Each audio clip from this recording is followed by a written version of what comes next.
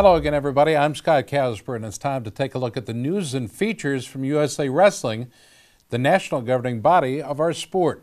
This week's episode of USA Wrestling Weekly is our 200th since we began the project in January of 2011. For nearly 4 years, we've worked hard to bring you the most important news and latest features from all levels of our great sport. Over the last 200 weeks, we've covered the 2012 Olympic Games in London, 3 Senior World Championships, the 2011 Worlds in Istanbul, Turkey, the 2013 Worlds in Budapest, Hungary, and the 2014 Worlds in Tashkent, Uzbekistan. We've interviewed thousands of athletes, coaches, and leaders at all age levels and reported on hundreds of events. We provided complete coverage of the successful Keep Olympic Wrestling movement in 2014 and the resulting retention of our sport in the Olympic Games. That, of course, was made possible because of you, our viewers, who have watched our program on various cable networks and the internet week after week. We're proud to announce a new partner has joined the USA Wrestling Weekly television family. Starting November 8th, USA Wrestling Weekly will be shown every Saturday on the Fight Network, a 24-hour-a-day channel dedicated to combat sport coverage that reaches around the United States, Canada, and the world. Our partner, Takedown Wrestling, has also been added to the Fight Network lineup. So on behalf of our staff at USA Wrestling and at Takedown, we'd like to welcome the Fight Network to our growing family. With that said, let's start the show and head to the Palestra, the Hall of Wrestling on the campus of the University of Pennsylvania in Philadelphia. The much-anticipated NWCA AllStar Classic was held before a nearly capacity crowd of 5,500 fans, all who came out to celebrate the official start of the new college wrestling season, and thousands more watched at home on the live Flo Wrestling broadcast. As part of the event, a number of preliminary bouts were held, including a women's freestyle bout between two-time world medalist Helen Maroulis of the U.S. and 2014 world bronze medalist Jillian Galaise of Canada. Maroulis, who boasts a world silver and a world bronze, put on an impressive display right from the very start. She had a 4-point fireman's carry and then added 3 more leg attack takedowns for an impressive 10-0 tech fall in the first period. Congrats to Helen Maroulis for bringing quality women's wrestling to a large crowd of wrestling fans. Well, the main card of the All-Star Classic featured 9 bouts with many of the best collegiate athletes in America. At 197, the 2 top-ranked wrestlers in the land battled it out. It was Minnesota's Scotty Schiller who scored a takedown in sudden victory overtime to upset 2014 NCAA champ Jaden Cox of Missouri. The score 5-3. Schiller was also named the Mat.com Wrestler of the Week for his triumphant performance. I feel great, had a great summer training into the fall. And I credit a lot of my success to my great partners I got in Minnesota. I know there's not a room like it in the country for the partners I got, and I credit my good shape and being ready to wrestle, being focused. Those guys keep me that way every single day in the wrestling room, or else I get my butt kicked. In a fierce rivalry at 133, Edinburgh's A.J. Shop avenged last year's loss at the All-Star to Lehigh's Mason Beckman. It was a 4-2 victory for that young man. He scored his winning points with just 15 seconds left in the bout. Got my weight under control and I'm feeling good. People say I'm big, but controlling that stuff, regardless if I am or not, I feel good. Yeah. Not just because of the win, but overall my body and everything. And I'm just always trying to score, regardless of the situation. I'm always trying to get on top and get my turns. Everyone knows that, and it's no secret. But that should be the game plan, to score points, and that's always what I'm doing. Well, in a rematch of last year's third-place bout from the NCAA Finals at 184, it was top-ranked Gabe Dean who controlled Jack Deco of Old Dominion 5-2. Dean's coming off a strong summer that included a bronze medal in freestyle at the Junior World Championships.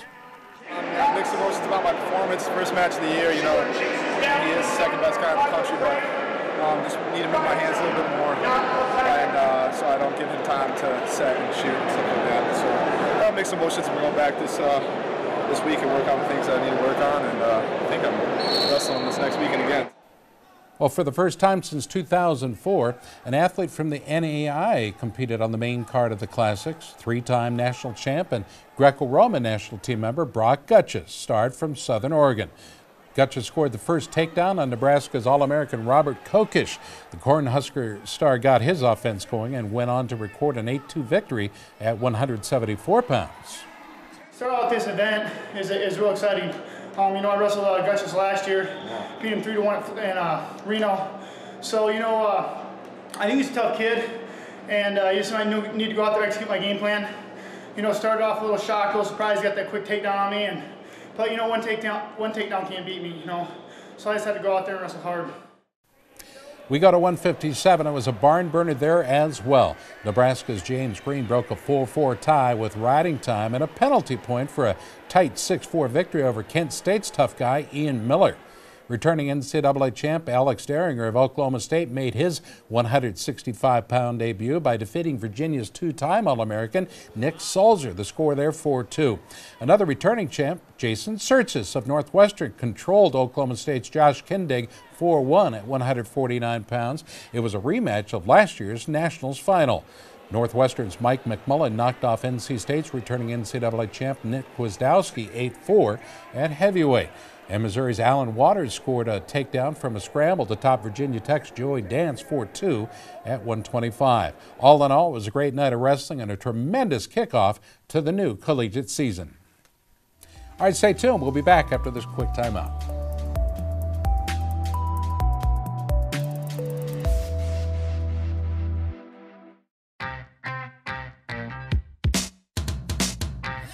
ASICS has been there. They've been the lifeblood of the sport. It's been a long time, and they've been at the top of the game every year, forever. And I'll tell you what, now that I think about it, maybe that's where I've gotten my inspiration, because you know, I always want to be in the top of my game in wrestling, and I think that's where ASICS is and wants to be as well.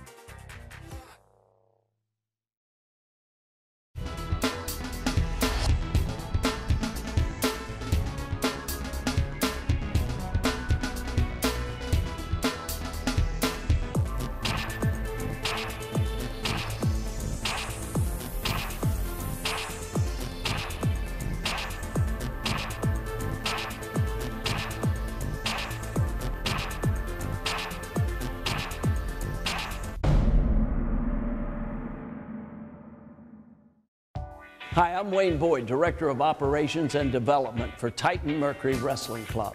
The club was founded to help wrestling worldwide, especially at our senior level, of course at the collegiate level and the high school level. But the most important level for Titan Mercury Wrestling Club is the kids level. And these are some of the guys today that will be tomorrow's Olympic champions. Let's hear it, guys. Titan Mercury! That's Titan Mercury Wrestling Club, San Marino, California.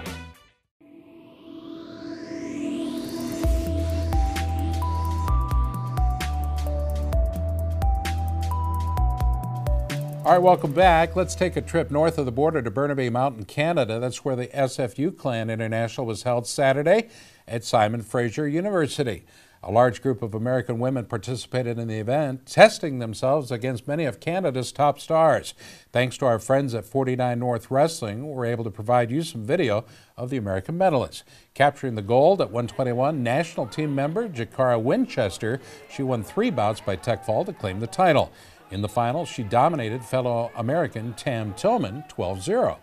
Was a pair of collegiate wrestlers from Warner Pacific University grabbing gold, Kaylin Knyet at 97 and Jessica Lee at 132. Well, the U.S. also came away with 5 silver medalists as well, including former Lindenwood star Shauna Isbell. She scored an upset over 2-time world medalist Justine Bouchard of Canada in the semis and finished with a 2-1 record for the silver. Other silver medalists include Tam Tillman, Mariah Damaso at 97, Brianna Janser at 132, and junior world bronze medalist Victoria Francis at 165. Bronze medals went to Melissa Ortiz at 97, Carrie Ann Rudolph at 132, and Melissa Starheim at 187, and University World Silver medalist Amy Fernside from Jamestown, who had an impressive 4-1 record at 116. That included a huge win over American Laura Anderson in the bronze medal round. Well, this week, the Bill Ferrell International takes place at Hofstra University on Long Island in New York. If you can't make it to the 2-day festival of elite-level action, you can still catch it live via Flo on Saturday and Sunday. The international rosters are starting to come in, and the field will be stocked with veteran stars, 12 nations competing in all 3 Olympic styles. Included are at least 4 past Olympic medalists, including U.S. women freestyle athletes Clarissa Chun and Randy Miller, Plus, Greco-Roman Olympic medalist Ruslan Tamanbayev of Kyrgyzstan and men's freestyle Olympic medalist Espinal of Puerto Rico. Past world champs among preliminary entries include 2008 world champion Clarissa Chun, three-time champion Akata Shota of Japan, and 2005 world champ Ira Smith of the U.S., all, of course, in women's freestyle. From the preliminary entries, there are at least 15 past Olympic athletes expected to compete in the event. In addition to the great international action, a number of special events will be held, including high-level clinics with top American wrestlers on both days. On Saturday, two-time world champ Adeline Gray and two-time world medalist Helen Maroulis will hold a clinic, followed by a four-time NCAA champ Kyle Dake and NCAA champ and world team member Tony Ramos will be conducting a clinic on Sunday. There will also be a Long Island High School AllStar Classic with Suffolk County and Nassau County stars in a battle for local pride on Sunday as well. Well, the 12-bout card features 5 past New York State champs and 4 New York State runners-up, including three-time New York State champion Nick Piccinini of Ward Melville High School. Well, fans, you don't want to miss any of the action. If you can't make it live, be sure to check it out on Flo Wrestling. All right, stay tuned. We'll be back. We've got a lot more. This is USA Wrestling Weekly.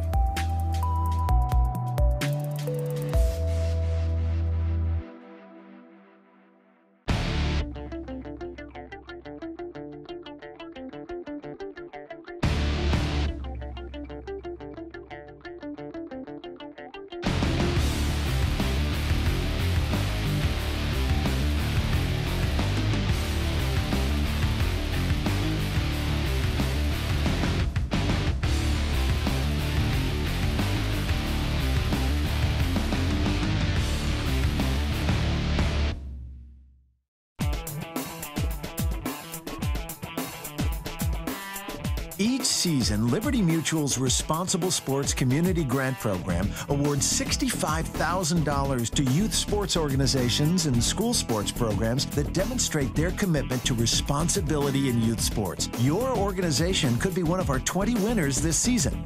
It's easy. Simply visit responsiblesports.com and click on the Community Grant Program. Administrators register their organization with the program, then reach out to rally parents, coaches, and team supporters to log on and review either the Responsible Sports Parenting or Responsible Coaching Guide. Then complete the quiz and showcase your mastery of the concepts. Every successfully passed quiz is worth a point that you can credit to your favorite youth sports organization or school sports program. Connect with friends, family, and neighbors to rally more support. The teams and schools with the most points at the end of the grant period win. It's that simple. Watch the leaderboard throughout the grant season, then rally more of your supporters to increase your totals. Liberty Mutual is committed to celebrating and championing youth sports and to financially supporting organizations that demonstrate their commitment to responsible sports.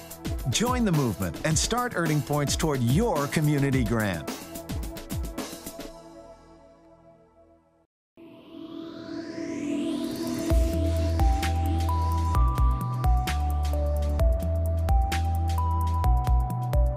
All right, welcome back to USA Wrestling Weekly. As part of our continuing series of interviews from our Freestyle World team, we grabbed a chance to talk with 2 of them last week in Colorado Springs. 2012 Olympic and 2-time world champ Jordan Burroughs is coming off a bronze medal effort at the 2014 Worlds in Uzbekistan. He was injured in his first bout and courageously fought back to win a medal at that event. He's now gearing up for the season ahead. I've made a commitment to be the best wrestler in the world, and so my family is supportive of that I want to do, and so it makes it a little bit easier for me. And I've been there before. Once you've been to a place, it's easier to get there the second time. And so I've seen the light. I've been on top of the podium. I know what it takes to arrive there. I know the mindset, the physical output that you have to have, and so that makes it a lot easier for me. And so those are people who say I'm domesticated and and call me washed up and call me old. Just don't forget to call me 4-time world medalist. Also winning Olympic gold in London in 2012, Jake Varner. He returned to the mats this year after taking last season off. Varner moved back to the #1 spot on Team USA but fell short of winning a world medal this year. He talked with us about the past year and the season ahead.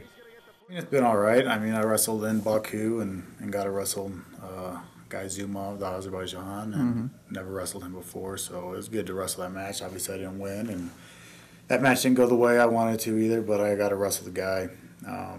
So there's a few guys that got to wrestle, and so I mean, it was a good year just in that aspect. Obviously, I don't go out there to lose, but I'll be ready to go next year, and we got 2 more years of winning gold medals, so that's what I'm looking towards now. Well, the Flo Premier League has announced its second promotion featuring 2 great professional matches Saturday, November 29th. It's alongside the Journeyman Northeast Duels in Troy, New York. The FPL 2 main event features a rematch of the 2014 World Team Trials. Keith Gavin will square off against Ed Ruth in what should be another thrilling chapter in their budding rivalry. Ruth won 2 of the 3 bouts at the Trials in Madison, Wisconsin, and went on to compete in the World Championships for the USA. Gavin was on the 2013 U.S. World Team. It'll be a battle at Penn State against Pitt in the headline bout. Well, the co-main event will pit one of the top freestyle stars in the U.S., Frank Molinaro, against a superstar from the world of mixed martial arts, UFC lightweight Gray Maynard. Molinaro was an NCAA champ for Penn State, while Maynard was a 4-time All-American for Michigan State. Molinaro made Freestyle Team USA this last year, and it's a top Olympic hopeful. Again, you can catch all of that action on Flo Pro. Recently, we caught up with 2008 Olympian Ben Askren, who is serving as the commissioner of the new league. Askren is also an MMA champ with the ONE FC promotion and remains active in wrestling as a youth club coach in his native Wisconsin. Askren talked to us about the new league, his coaching, and the next generation of wrestling champs. It gives kids something to look up for and say, I can be a professional wrestler. Kids can't say that right now, and they'll be able to say that hopefully in the future. And obviously, we're not going to be able to start off paying crazy salaries, but over time, I think we can build it up to something where United States athletes can make a respectable income. And the thing that goes right on top of that is that if wrestlers are making a respectable income, they're going to wrestle longer, and that's going to help the United States at the senior level. I mean, I think I'm the prime example. I went to the Olympics 2008. I was 23 years old, and I got done, and I said, well, it's another 4 years. I might as well give MMA a shot. And I went and I started making some money, and I started having a family, and it was too hard to go back to wrestling. So, and I'm not the only one. A Phil Davis or a Daniel Cormier, Johnny Hendricks, guys like that. Those are guys who could have challenged at the senior level for real spots. And so if you're keeping guys like that in the wrestling community, it's going to make the wrestling community a lot stronger. All right, stay tuned. We'll be back after this quick timeout.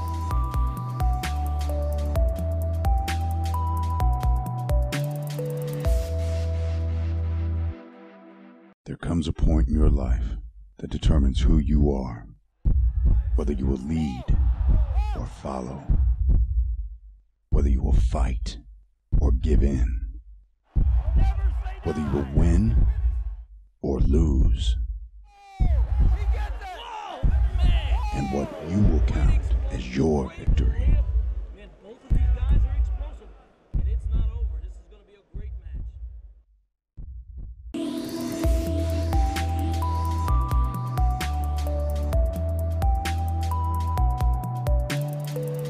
Well, college wrestling practices are well underway, and many of the Division I programs are working hard to promote their teams on campus and in their communities. We start in State College, Pennsylvania. It was Penn State's Media Day. The Nittany Lions have won 4 straight NCAA team titles and on their way to becoming one of the most dominant programs at the collegiate level. Head coach Cale Sanderson talked to the press about the season ahead. It seems like everywhere we go, it's going to be a great crowd, and the teams are going to be fired up, and that makes it fun. I think when we're recruiting kids, we want kids that want to wrestle in front of a sold-out crowd, and if you don't come to Penn State, because we have close to 20 straight sellouts, I think, and we're trying to find seats. I get a ton of texts and emails about helping people find tickets all the time. I think that's my least favorite part of being sold out, but we love being sold out. So you got to have guys that want to wrestle in front of a crowd, and again, that believe that the bigger the match, the more excitement, the more energy, the better they're going to compete. And I think we have those guys. And I think we have another BJC match going with Iowa. I think that match will sell out quickly. Once the tickets come on sale, I don't think they're kind of coming on sale to different stages, but when they're open to the public, I think it'll sell out quickly, and that's just a testament to obviously the great fans and the love of wrestling in Central Pennsylvania and Pennsylvania in general. We talked with some of the Nittany Lions who are expected to have a major impact on the season. We start with Morgan McIntosh. He returns at 197 and seeks a spot at the top of the NCAA podium. We lost some guys last year, and I know that I'm one of the guys on the team that we're going to need to start scoring bonus points. So I've been working a lot on top and working on trying to turn guys and score bonus points, because I know we're going to need that this year if we're going to try and win another national title. Jordan Conaway returns to the Lion lineup as a lightweight and has big goals for the season. I'm really excited. I mean, after what happened last year with starting a little bit and then, getting beat out for the spot, ready to go again, ready to get back in the lineup. We have a lot of guys that are stepping in for the first time, and it's exciting to see how they're going to do, and I think we're going to do really well. Matt McCutcheon is a young Lion looking to make an impact on the upper weights. It's always a joy getting out of the room, because wrestling with these PSU guys, it doesn't get much better than the competition we have in here. So it's always fun to see where you're at and how much you've improved since the last time you've been in competition. So I'm pretty excited. Big Ten powerhouse Wisconsin also held Media Day for their program. Isaac Jordan, of course, is a 2014 All-American for the Badgers and is looking to climb higher on the podium at this year's finale. The whole year was long, I guess. I had a downtime at Midlands. I wrestled horrible, but like you said, I had those 2 big wins at the end of the season, which really helped get me confident for nationals, I guess. Junior Connor Medbury was an NCAA qualifier and is ranked high this year at heavyweight. He'll be looking to bring back All-American honors to Madison this year. I think going into every year, you kind of have to expect to be at the top at the end of the year. You have to train like that day in and day out, so that's kind of where I'm at, and you just have to push towards that every day. So I think that's kind of where I stand individually and where we stand as a team right now, as we're ready to be on top and ready to put in the work to get there. Redshirt sophomore Ryan Taylor, another NCAA qualifier, is in the lineup. He looks to make big noise at 125. I had a good Big Tens. I think that was a big turning point in my wrestling, but nationals didn't end up going so well, so we'll see this year. That was just another couple matches at nationals there, gave me some more things to work on over the summer. Ryan Lubeck was an NCAA qualifier with 2 wins at the big show last year. He could make a huge splash this season at 149. Last season was pretty big, going out to Virginia with the team and then getting injured. It's kind of a setback, but kind of let me refocus, and I came back stronger and just improved in the practice room every day and got my shot to be in the starting lineup, and took advantage of that and ended up doing pretty good out at nationals, but it just leaves me hungry for more. Redshirt senior Timmy McCall has high goals as well at 187. It's my senior year, so this is the last March for me, so I have to take all I have and put it into this season. Now it's just like, take whatever I can out of it and come back ready to go. Head coach for the Badgers weighs in. This is Barry Davis. I just seen a team that 32 guys are buying in, and we're moving forward. I see the young guys, older guys, the young guys underneath the wings. I think this is how it's done. I've seen kind of everybody mesh together there, but the biggest part is putting each other to a different level. The tension in the room is really high right now. I think they understand that's what we're going to do to get over the hump. I thought last year might be a little bit more of a breakout year. Wasn't quite what we wanted, but I think this year some great things are going to happen. Be sure to tune in over the next couple of weeks for more coverage of college wrestling media days from many of the nation's top programs. Well, one of USA Wrestling's most popular age group events, the Junior National Duels, will move to a new location over the next 2 years. Oklahoma will welcome the duels to the Cox Business Center in Tulsa. The 2015 National Junior Dual Meet Championships will be held June 23rd through the 27th of 2015. It's also scheduled the following year from June 21st through the 25th. Now, the state of Oklahoma has hosted the tournament some 19 times, but this is the first time it'll be held in Tulsa. The defending National Junior Duels champ in Freestyle is Oklahoma, which defeated Minnesota Blue in the finals last year. The score 38-29. The defending National Junior Duels champ in Greco-Roman is Michigan. They defeated Oklahoma in the finals 36-29. All right, wrestling fans, it's time for the USA Wrestling Photo of the Week contest. The pictures are sent in by families and fans from around the country and are also being considered for the photo contest page in our USA Wrestler magazine and our USA Wrestling Facebook page. This week's photo was sent in by Paul Stump, and it shows John Diner of Kaukauna, Wisconsin, finishing a leg attack in the USA Wrestling Preseason Nationals held in Iowa. Have your photographs considered for USA Wrestling's photo contest simply by emailing them to Gary Abbott at gabbott@usawrestling.org. Folks, that'll do it for this week's show, and from all of us at USA Wrestling, I'm Scott Casper. And again, thanks for watching.